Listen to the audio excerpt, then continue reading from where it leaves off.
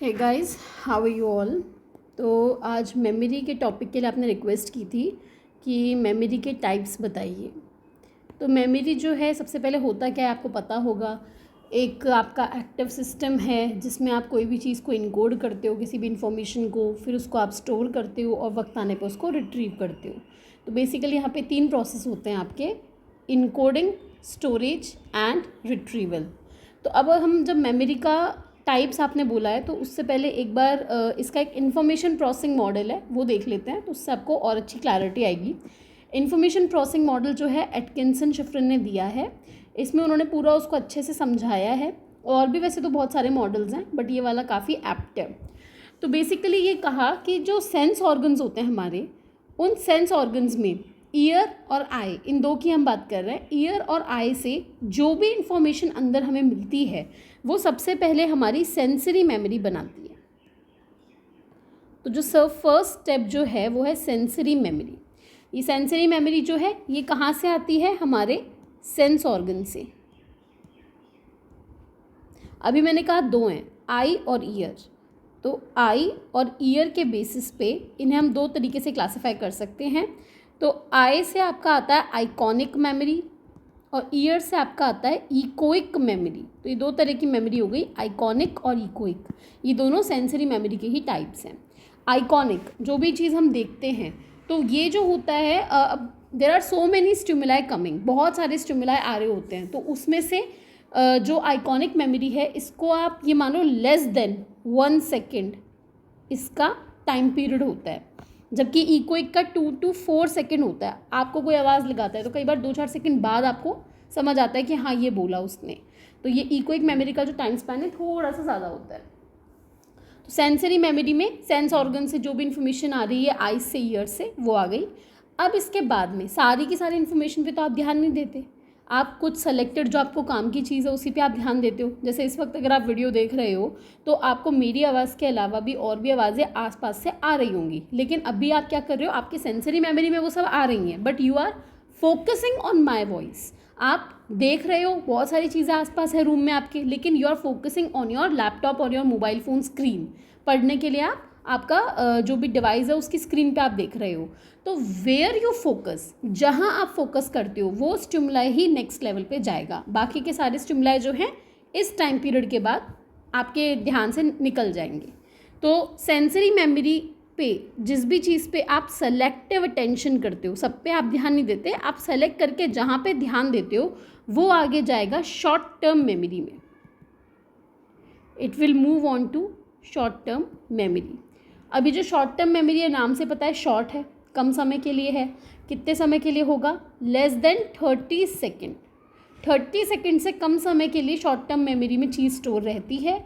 और कितनी चीज़ों को ये स्टोर करके रख सकता है? कैपेसिटी कितनी है इसकी?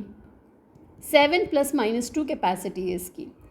मतलब कि 7 + 2 9 और 7 - 2 5, मतलब कि 5 से लेकर के 9 आइटम्स को ये एक बार में स्टोर करके रख सकता है लेस देन 30 सेकेंड्स के लिए। अच्छा, अब सपोज़ कीजिए आपको कभी घर पे बोल दें कि भाई जाके मार्केट से सामान लेके आओ, आपको 4-5 चीज़ों के नाम बता दिए, ठीक है, कि भाई टमाटर, प्याज, आलू, ये ऐसे 3-4 चीज़ें बोल दी आपको और बोला कि जाओ ये लेके आओ। आपने लिस्ट नोट डाउन नहीं करी, किसी पेपर पे नहीं लिखा। तो जब तक आप बाज़ार जाते हो तब तक आप इनको बार बार दोहराते हो, रिपीट करते हो अपने मन में, है ना। We continuously repeat it, we rehearse it. अपन बार बार आलू प्याज टमाटर, आलू प्याज टमाटर ऐसे बोलते बोलते अपन मार्केट तक जाते हैं ताकि अपन उसे भूले नहीं, और फिर उसके बाद में अपन उसको परचेज़ करके आ जाते हैं। अब हो सकता है कुछ समय बाद आप उसको भूल भी जाओ कि आप मार्केट से क्या लेकर के आए थे, बिकॉज अब आपने उसको रिहर्स करना बंद कर दिया। तो शॉर्ट टर्म मेमोरी में वो चीज़ रही, लेकिन वो तो मोर देन 30 सेकेंड्स रही। तो ऐसा क्यों हुआ? Because there is a phenomenon called maintenance rehearsal. आपने मेंटेनेंस रिहर्सल किया। तो अगर हम शॉर्ट टर्म मेमोरी में किसी भी चीज़ को लंबे समय तक के लिए स्टोर करके रखना चाहते हैं तो उसके लिए हमें क्या करना होगा? हमें करना होगा मेंटेनेंस रिहर्सल। मेंटेनेंस रिहर्सल से आप क्या करते हो? बार बार आप चीज़ों को रिपीट करते हो। जो भी चीज़ आप लेना चाहते हो, जो भी चीज़ याद रखना चाहते हो, आप उसको रिपीट करते हो, और जब तक आप उसको रिपीट करोगे तब तक आपको वो याद रहेगा, ठीक है। टाइम स्पैन उसका बढ़ जाएगा। लेकिन कुछ समय बाद अगेन शॉर्ट टर्म मेमोरी में अगर वो थी तो वो निकल ही जाएगी, आपको परमानेंटली वो चीज़ याद नहीं रहेगी। तो maintenance rehearsal is a method of increasing the time period of short term memory. Short term memory में किसी भी चीज़ को रखने का वैसे तो समय लेस देन 30 सेकेंड होता है, लेकिन अगर आप उसको बढ़ाना चाहते हैं तो आप उसको बार बार दोहराएं, मेंटेनेंस रिहर्सल करें। दूसरी चीज़ की कैपेसिटी 7 ± 2 है। ये इसे मैजिकल नंबर बोलते हैं, मिलर ने दिया था ये मैजिकल नंबर, ठीक है। तो इसको अगर मैं चाहूँ कि नहीं मुझे तो एक बार में ज़्यादा चीज़ें याद करनी है, तो उसके लिए आप चंकिंग कर सकते हैं। चंकिंग क्या होता है? टुकड़ों में बांटना। जैसे मोबाइल फ़ोन नंबर होता है आपका 10 डिजिट होता है, आप कभी भी 10 को एक साथ याद नहीं करते, आप टुकड़ों में बांट करके करते हैं, 2 3 के चंक्स बना करके फिर आप उसे याद करते हैं। तो chunking is use to increase the capacity, ज़्यादा चीज़ों को स्टोर करने के लिए आप इसको करते हैं। और मेंटेनेंस रिहर्सल क्यों करते हैं? To increase time period. ये दोनों चीज़ें आपके शॉर्ट टर्म मेमोरी से रिलेटेड हैं। अच्छा, अब मैं चाहती हूँ कि भाई शॉर्ट टर्म में ये चीज़ तो मेरे लॉन्ग टर्म में जाए। जैसे अभी मैं जो आपको ये मॉडल पढ़ा रही हूँ, ये आपको शॉर्ट टर्म के लिए थोड़ी ना याद रखना है। अगर आपको कैरियर साइकोलॉजी में ही बनाना है तो आपको खुद को ये चीज़ हमेशा याद रखनी पड़ेगी। आज आप पढ़ रहे हो, कल को आप पढ़ाओगे यही चीज़, है ना। You need to learn this forever, ऐसा तो है नहीं एग्जाम के बाद भूल जाएं। तो when you want to learn something forever, you want to learn something permanently, तो आपको शॉर्ट टर्म मेमोरी से काम नहीं चलेगा, आपको उसको लॉन्ग टर्म मेमोरी में लेके जाना होगा। Because the thing which comes in long term memory it remains with you relatively permanently, लगभग परमानेंटली वो चीज़ रहेगी अगर एक बार आपके लॉन्ग टर्म मेमोरी में आ गई तो। अब लॉन्ग टर्म मेमोरी में लेके कैसे जाएं? तो उसके लिए आपको क्या करना होगा? You have to do elaborative rehearsal. You have to do elaborative rehearsal. Now what is elaborative rehearsal? Elaborate करो, जो भी चीज़ आप पढ़ते हो उसको सिर्फ ऐसे ऊपर ऊपर से सरफेस रीडिंग मत करो, उसको इलैबोरेट करो, उसका मतलब समझो, एग्जाम्पल्स लो, ठीक है। उसको जब आप इलैबोरेट करके उसके मीनिंग से अच्छे से समझ के जब आप याद करते हो तो वो चीज़ आपको परमानेंटली याद रहती है। अभी जैसे ये पूरा मॉडल मैंने आपको विद एग्जाम्पल समझाया है, बहुत डेप्थ में जा करके इलैबोरेट करके समझाया है, तो अब ये होपफुली आपको अच्छे से याद रहेगा। जिस तरीके से मैंने बोला, अगर आप इस वीडियो को 2 बार देखोगे, 3 बार देखोगे, फिर एक बार खुद से नोट्स बनाते वक्त उसको लिखोगे, तो आपको परमानेंटली वो चीज़ याद हो जाएगी। देख लेना, फॉर श्योर हो जाएगी, बिकॉज मुझे भी ऐसी हुई है। 2 या 3 बार मैंने बुक से रीड किया, उसके बाद में मैंने नोट्स में अपना लिख लिया, तो अब मुझे ये चीज़ याद है, मैं इसको बिना देखे भी आपको पढ़ा सकती हूँ, मुझे इतना अच्छे से याद हो गया क्योंकि वो मेरे लॉन्ग टर्म मेमोरी में चला गया। सेम आपको करना है, वीडियो को 2 बार देखो या 3 बार देखो, उसके बाद 3 बार के बाद देखने की ज़रूरत नहीं है, डायरेक्ट अपने नोट्स कॉपी में खुद बोलते बोलते ये पूरा मॉडल ड्रॉ करो, फ्लो चार्ट पूरा बनाओ बोलते बोलते कि ऐसा होगा वैसा होगा। तो उससे क्या होगा, आपके लॉन्ग टर्म मेमोरी में वो चीज़ चली जाएगी, क्योंकि आपने इलैबोरेशन कर लिया, आपने रटा नहीं, आपने सरफेस रीडिंग नहीं करी, आपने डेप्थ में जाके उसको समझा, तो अब वो आपके लॉन्ग टर्म में चली गई। और लॉन्ग टर्म में कितने समय के लिए रहेगी? रिलेटिवली परमानेंट, लगभग परमानेंट। ऐसे नहीं बोलेंगे भी 100% परमानेंट है, नहीं, क्योंकि इंटरफेरेंस हो सकता है, कोई और रीज़न हो सकता है कि फॉरगेटिंग हो जाए, तो रिलेटिवली परमानेंट रहेगी। और इसकी कैपेसिटी कितनी है? इसकी कैपेसिटी है अनलिमिटेड, आप बहुत सारी चीज़ें इसमें स्टोर करके रख सकते हैं। ऐसे कोई इसका नंबर नहीं है, कोई काउंट नहीं है, आपका जो स्टोरेज है वो बहुत ज़्यादा है। तो इस तरीके से ये इन्फॉर्मेशन प्रोसेसिंग मॉडल है, 3 स्टेज मॉडल भी बोलते हैं। किसने दिया है? ये एटकिंसन और शिफ्रिन ने दिया है, बहुत इंपॉर्टेंट मॉडल है, आना चाहिए। This is very basic to the topic of memory. अच्छा, अब इसके बाद में लॉन्ग टर्म मेमोरी को भी फर्दर डिवाइड किया गया। इन्होंने नहीं किया, किसने किया? टुलविंग ने किया। टुलविंग ने लॉन्ग टर्म मेमोरी को डिवाइड किया, टुलविंग ने इसको डिवाइड नहीं किया, टुलविंग ने इनको डिवाइड किया था। तो बेसिकली लॉन्ग टर्म मेमोरी 2 तरह की होती है, पहले आप ये समझें। लॉन्ग टर्म मेमोरी आपका एक है डिक्लेरेटिव और एक है नॉन डिक्लेरेटिव। नॉन डिक्लेरेटिव को प्रोसीजरल भी कहते हैं, ठीक है।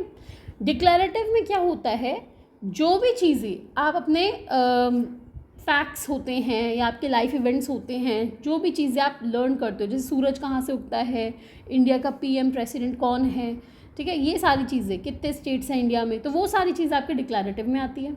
आपने कल रात को खाने में क्या खाया, आपने बर्थडे पे क्या किया, वो सारी चीज़ें डिक्लेरेटिव में आएंगी। नॉन डिक्लेरेटिव इज़ प्रोसीजर, कोई काम कैसे करते हैं, कोई भी स्किल, साइकिल कैसे चलाते हैं, टाई कैसे बांधते हैं, खाना कैसे बनाते हैं, वो चीज़ें आपकी नॉन डिक्लेरेटिव या प्रोसीजरल में आती है। तो ये 2 तरीके से है। डिक्लेरेटिव में आपका हिप्पोकैम्पस पे डिपेंड करता है। Hippocampus is related to memory, right. तो यहाँ पे declarative memory is dependent on hippocampus, but procedural is not dependent on hippocampus. Procedural memory जो है आपकी ये हिप्पोकैम्पस से इंडिपेंडेंट है, उस पर डिपेंड नहीं करता। डिक्लेरेटिव मेमोरी आपका डिपेंड करता है। टुल्विंग ने फिर इसको एपिसोडिक और सिमेंटिक में डिवाइड किया। दो तरीके से टुल्विंग ने डिवाइड किया डिक्लेरेटिव को, एपिसोडिक एंड सिमेंटिक। तो एपिसोडिक वो है एपिसोड्स, आपके लाइफ के episodes, your first day in school, ठीक है, your first day in college, your marriage day, है ना, the day you got your job, the day you clear your exam. तो वो एपिसोड्स, आपके बर्थडे पार्टी पे क्या किया था, कल आपने पूरा दिन पिकनिक में क्या किया, वो सारे लाइफ एपिसोड्स जो हैं आपके, ये आपके एपिसोडिक मेमोरी में आते हैं। और ये कहाँ स्टोर होते हैं, they are stored in cortex. Then come semantic. Semantic वो है जो आपके जीके या फैक्ट्स वाली नॉलेज है, जीके फैक्ट्स, स्कूल से जो आप चीज़ें सीखते हो, अभी साइकोलॉजी में आप जो भी पढ़ रहे हो ये सारा आपका सिमेंटिक मेमोरी में जा रहा है। डिक्लेरेटिव है ये, जो भी मैं आपको पढ़ाती हूँ वो सारी चीज़ें आपके सिमेंटिक में जाती है। तो ये आपका, ये भी कॉर्टेक्स में स्टोर होता है, ठीक है, हिप्पोकैम्पस से रिलेटेड है, हिप्पोकैम्पस में जाता है। अब नॉन डिक्लेरेटिव जो प्रोसीजरल है, इसका एज सच कोई क्लासिफिकेशन किया नहीं गया है, बट इसको अगर हम क्लासीफाई करें तो इसको आप स्किल लर्निंग बोल सकते हो, प्राइमिंग बोल सकते हो, कंडीशनिंग बोल सकते हो। अगर आपको कंडीशनिंग करवाई जाती है, जैसे क्लासिकल कंडीशनिंग, ऑपरेंट कंडीशनिंग, तो वो आपका प्रोसीजरल में ही आता है और वो सेरिबेलम में स्टोर होता है। एंड दिस इज इंपॉर्टेंट, ये आपको याद करना है, एग्जाम में पूछा जाता है। अगर प्राइमिंग होती है तो वो प्राइमिंग भी आपकी कॉर्टेक्स में होती है। प्राइमिंग सोशल में हम पढ़ेंगे डिटेल में। स्किल लर्निंग, कोई भी स्किल आपने सीखा, देखो मेजरली तो इसकी जो डेफिनेशन है वो स्किल लर्निंग वाली ही है। प्रोसीजरल, कोई भी काम कैसे करते हैं, कोई भी स्किल, साइकिल कैसे चलाते हो, बाइक कैसे चलाते हो, वो चीज़ें जो स्किल लर्निंग होती है, मेजर डेफिनेशन इसकी ये है। बाकी इसमें प्राइमिंग और कंडीशनिंग भी आ जाता है। तो ये आपका कहाँ स्टोर होता है, बेसल गैंग्लिया, मोटर कॉर्टेक्स और सेरिबेलम। आई होप समझ में आया होगा। फिर भी कोई चीज़ और आपको एक्स्ट्रा एलैबोरेशन में पढ़नी है या कोई नई चीज़ समझ में आई तो बता दीजिएगा, I repeat it for you. And Telegram group join कर लीजिए, वहाँ पे आप बता दीजिए और कौन कौन से टॉपिक्स आपको पढ़ने हैं, I will cover those for you.